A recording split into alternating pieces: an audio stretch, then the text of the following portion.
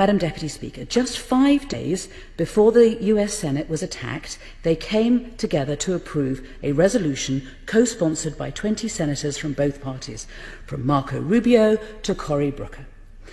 And it was about this, about the brutal campaign of subjugation by the French-speaking government in Cameroon against the country's English-speaking minority.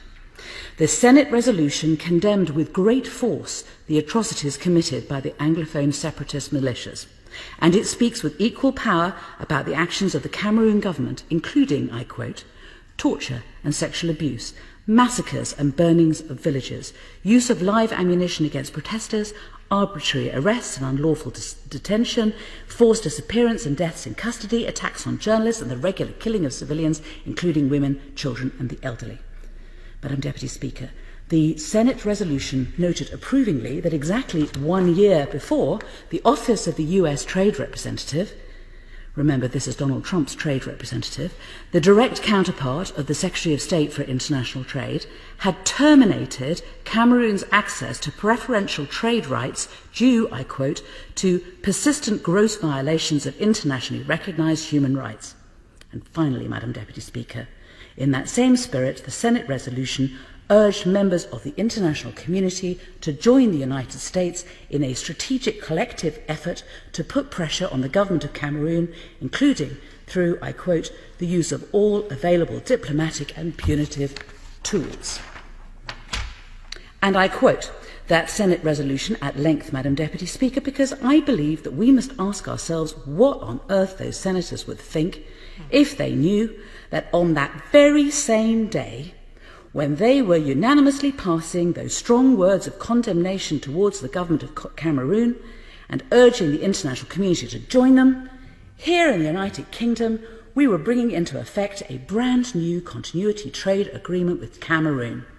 a trade deal which was agreed by ministers, apparently with no consideration and clearly no concern for the persistent gross violations of international human rights that are taking place inside Cameroon. A trade deal which none of us in this House, bar the ministers on the bench opposite, have even been allowed to read, let alone debate or approve, and a trade deal which may or may not contain provisions on human rights, but until the government finally decides to publish it, we, the elected members of this Parliament, simply cannot know.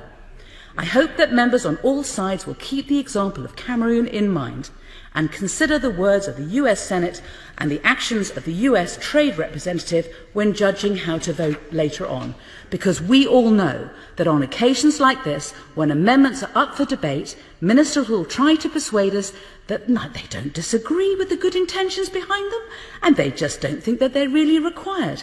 However, if that is what ministers are saying today in relation to Amendments 2 and 3 on human rights, or 1 and 5 on parliamentary scrutiny, I would only ask members to remember Cameroon.